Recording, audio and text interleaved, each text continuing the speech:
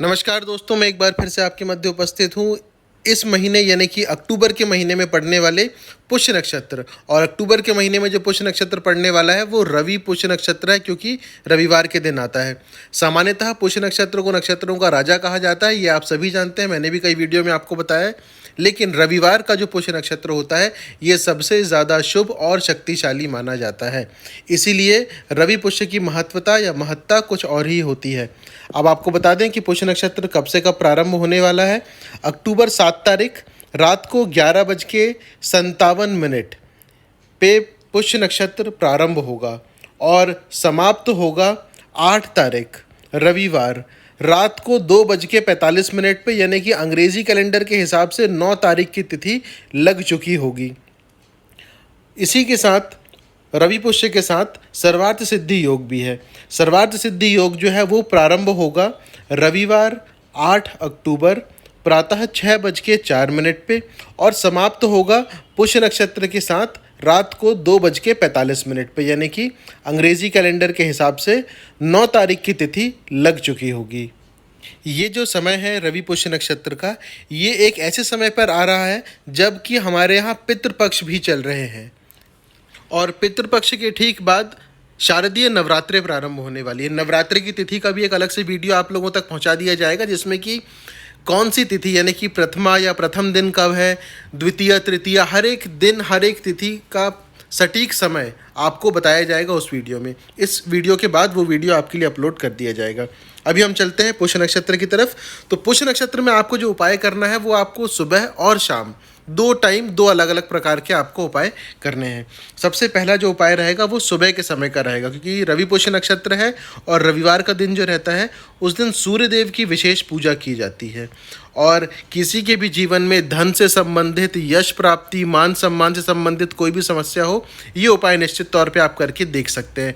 सूर्य ग्रह को ग्रहों का राजा कहा जाता है, और किसी की भी कुंडली में कोई सा भी ग्रह किसी भी परिस्थिति में हो, कैसा भी हो, अगर आप सूर्यदेव की पूजा करते हैं या सूर्यदेव से संबंधित उपाय करते हैं तो जो दूसरा ग्रह आपकी कुंडली में खराब या बुरे प्रभाव दे रहा है उसके नकारात्मक प्रभाव में निश्चित तौर पे कमी आएगी। और सूर्यदेव जो हैं वो दूसरे ग्रहों के सकारात्मकता को भी बढ़ाने का काम करते हैं। तो छोटा सा उपाय है सूर्यदेव से संबंधित, आप चाहें तो इसे रोज भी कर सकते हैं, नहीं तो हर रविवार भी कर सकते हैं। लेकिन उपाय करने के लिए एक बात का विशेष ध्यान रखें, वो है समय का। ये जो उपाय है ये आपको सूर्योदय से लेकर के 30 मिनट के भीतर भीतर करना है।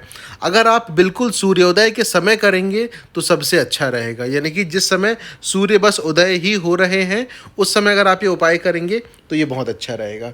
नहीं तो 30 मिनट के अंदर आप कर लें। इस उपाय को करने के लिए आपको जल लेना है, शुद्ध जल, 1 लोटा जल, उसमें गन्ने का रस आपको डालना है। गन्ने का रस की 1-2 बूंदें भी चल सकती है, बाकी फिर आप जितना डालना चाहें डाल सकते हैं। एक लाल रंग का फूल, गुड़हल का फूल, जो आपके स्क्रीन पे अभी दिखाया जा रहा है, आप देख सकते हैं अलग अलग क्षेत्रों में इस फूल को अलग नामों से जाना जाता है, इसलिए प्रतीकात्मक तौर पे ये फूल आपके स्क्रीन पे दिखा दिया है। आपके क्षेत्र में जिस भी नाम से इसे जाना जाता हो आप एक फूल ले आइए। और साथ में जो सूर्यदेव का मंत्र आपके स्क्रीन पे अभी दिखाया जा रहा है वो मंत्र आपको बोलते हुए सूर्यदेव को जल अर्पित करना है। जल ध्यान रखें पतली धार में अर्पित करें, और जल इस प्रकार से अर्पित करें कि सूर्यदेव की जो किरणें हैं वो उस जल के माध्यम से होते हुए आपके शरीर तक पहुँचे। इस बात का विशेष आप ध्यान रखें। दूसरी बात आपको जो ध्यान रखना है, सूर्यदेव को जो आप जल अर्पित कर रहे हैं वो किसी गमले में अर्पित करें या किसी ऐसी चीज़ में अर्पित करें कि वो जल आपके पैरों को स्पर्श ना करे, यानी कि आपके पैरों में ना लगे। इस बात का आप ध्यान रखें। जैसा कि आप इस फोटो में देख पा रहे हैं किस प्रकार से जल अर्पित किया जा रहा है। दोनों हाथ जो है वो अपने कंधों के ऊपर है और ऊपर से ही जल सूर्यदेव को अर्पित किया जा रहा है। कुछ इसी मुद्रा में आपको भी जल अर्पित करना है, और जल अर्पित करते ही समय आपको जो मंत्र आपके स्क्रीन पे दिखाया जा रहा था और अभी भी दिखाया जा रहा है, इस मंत्र का आपको लगातार जाप करना है। जाप की कोई संख्या नहीं है, जब तक कि पतली धार से आप जल अर्पित कर रहे हैं तब तक कि आपको इस मंत्र को बोलना है। जब ये हो जाए तो उसके बाद फिर आप वहीं खड़े होकर के सूर्यदेव के सामने आपकी जो भी इच्छाएँ हैं वो आप उनसे बोलें और अपनी इच्छाओं को पूरा करने के लिए सूर्यदेव से प्रार्थना करें। अगर आप में से किसी को ये पता है कि आपकी कुंडली में किसी ग्रह से कोई समस्या उत्पन्न हो रही है, कुछ हो रही है, तो उस समस्या के निवारण के लिए भी आप सूर्यदेव से प्रार्थना कर सकते हैं। धन संबंधी जिन लोगों को समस्या है, विशेष तौर पर ये उपाय उन लोगों के लिए भी काम करेगा। सूर्यदेव को गन्ने का रस जो अर्पित किया है, गन्ने का रस जो रहता है, ये धन प्राप्ति के लिए सूर्यदेव को, या सूर्यदेव को जो हम जल अर्पित करते हैं उसमें मिश्रित करके अर्पित किया जाता है।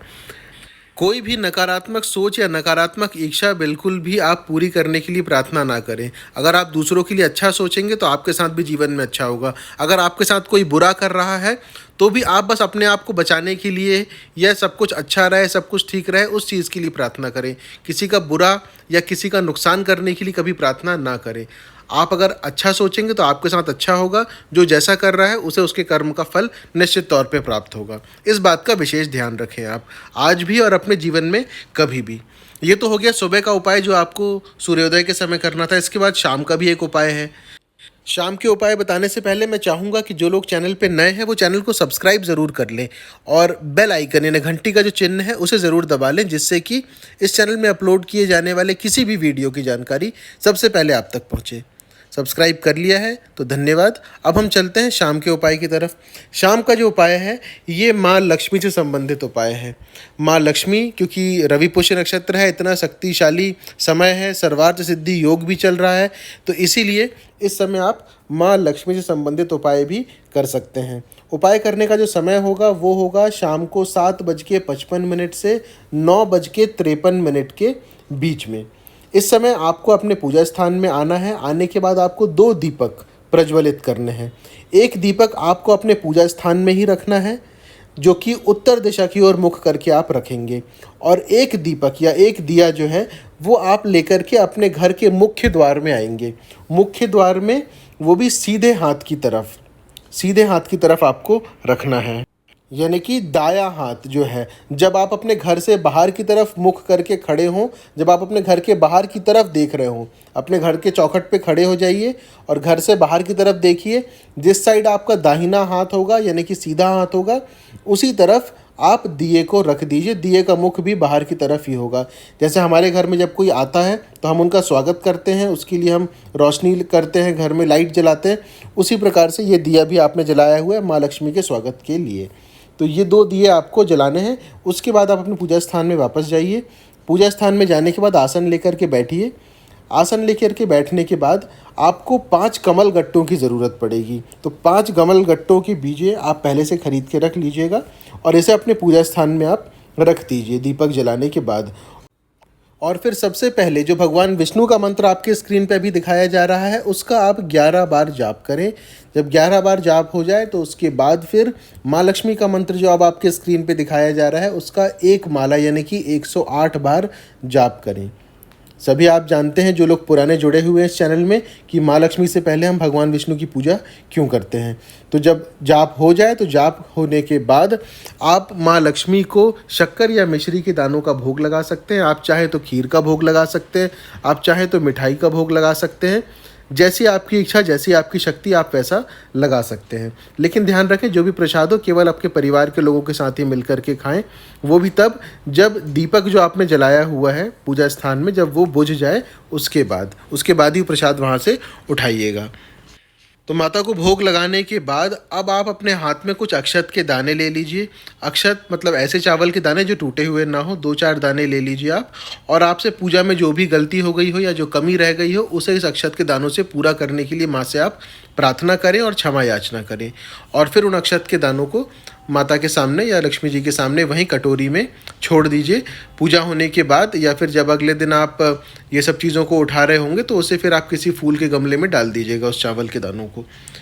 इतना होने के बाद आपकी जो भी इच्छाएं हैं, चाहे धन संबंधी हो, परिवार से संबंधित हो, जो भी आपकी इच्छा हो, वो आप भगवान विष्णु और माँ लक्ष्मी से बोलिए और प्रार्थना करिए कि आपकी इच्छाएं जो है वो पूरी करें तथा आपके घर में स्थायी रूप से निवास करें। ये तो हो गया वो उपाय जो आपको करना था। लेकिन इसके अलावा जो कमल गट्टे के 5 बीजे आपने रखे हुए हैं माँ लक्ष्मी के सामने, उन कमल गट्टों को अगले दिन सुबह उठा करके आप किसी लाल कपड़े में बांध के अपने धन स्थान में, जहाँ आपका धन स्थान है, वहाँ रखें। और प्रयास करें कि हर शुक्रवार को उसमें कम से कम एक बार अगरबत्ती ज़रूर दिखाएं आप।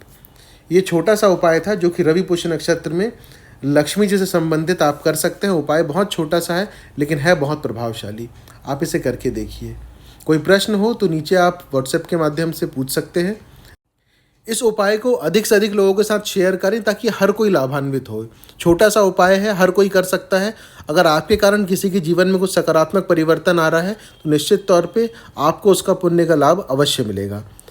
वीडियो के नीचे लाइक का बटन भी दिया हुआ है। लाइक का बटन भी अगर आप दबाते हैं, लाइक भी करते हैं तो भी ये वीडियो अधिक से अधिक लोगों तक पहुंचेगा। जितने ज़्यादा लाइक उतने ज़्यादा लोगों तक ये वीडियो पहुंचेगा और हर कोई इससे लाभान्वित होगा। जल्द ही दूसरे वीडियो के साथ फिर उपस्थित होंगे। धन्यवाद।